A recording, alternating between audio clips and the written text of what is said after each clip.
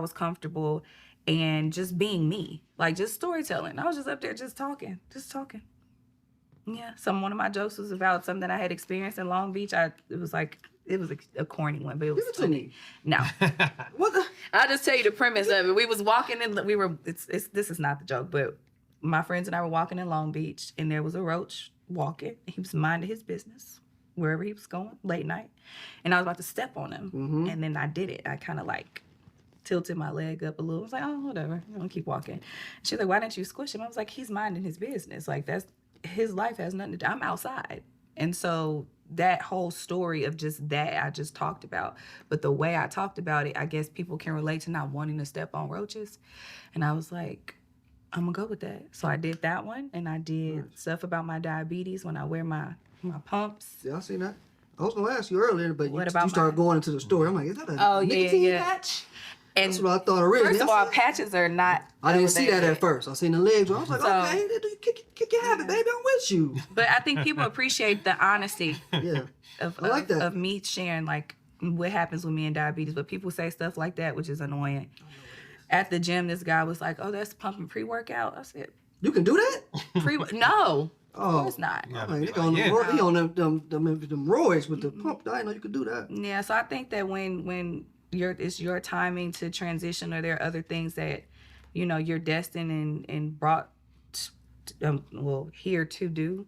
Yeah. They just kind of happen and they just go. So the thing that I didn't want to do has turned out to be what's opening more doors for me, and then it's also allowing me to use my other gifts while I'm on stage, because I sing in my comedy, I can act or improv in my stand up if I would like to. I love watching him. He's like one of the few that do that. He Maybe is the only one Genius. that No. sings. And who else? That's big. In his comedy specials? Yes. Who Other else? people have Barry does it. Barry Brewer. Yes. Oh, I didn't know that. I didn't see. Brewer Okay, does that's it. And what I'm he's a saying. Let me know. pianist. He's a pianist as well. He does comedy? Barry? Barry Brewer. Yeah. He do stand-up? That I know for sure. Yeah. Yeah, and he acts and stuff. So, I mean, there's a couple people doing it. I just think that now I'm in love with it. And then the questions of if I was good enough has subsided because of the people that have taken me under their wing, and they're like, you dope as hell. Like, so whatever you need, we're going to keep pushing behind. Carl Payne is one of my mentors. Oh, nice. Yeah. Yeah, smart. Yeah. Mm-hmm. I want to ask Lonnie real quick before we go to the next segment. Like, so you were telling us how you're doing a score for a movie. Like, what's that like transitioning from like doing songs, but doing songs like for a film? They kind of, it's easier than just writing for projects or just writing a song, because when you're writing a song, you gotta help people see what you're talking about. You gotta see this picture. You got, like, one of the people that do it the best for me was R. Kelly. He told the best story. Mm-hmm. Where when you listen to his song, you could actually see that happen. And so when you're doing it for television and film, they already The pictures are already up there for you. And so right. now I just gotta make a song for this. You're throwing me a lot, because it's actually easier. I got the scene to write for it, versus I'm having to write and create a scene at the same time. What's a film with a score or songs that like stuck out to you? I have one in mind that I feel like if I say it, you're probably gonna be like, oh yeah, that's one for sure. But I want to see it. Even for you too, Amber. What's a movie that you watched with say like, the music sticks out. itself I would say it, like, that even inspired you? You know what I mean? Waiting to Excel.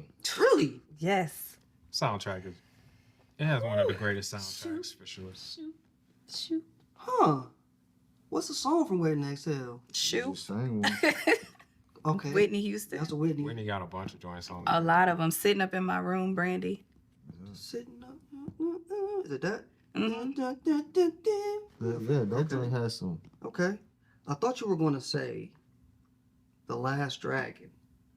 You remember that? Yeah, of Last course. That's Dragon, one of my not a favorites. I almost used that. There's a lot of music in that. Barry Gordy put his foot in a lot of that Okay, music. it's a Barry Gordy. Yeah. And then even The Wiz. The Wiz. Because they both was, That was going to be my I thought you were gonna say something like, Y'all gonna judge me for this. It's a 5 musical. heartbeats. No, it is a musical, but I don't know if y'all seen Grease. Grease, yeah. What would we have not seen because we black? John, like people don't know know you said John was a Grease. singer like that. Oh my God! Grease is fire.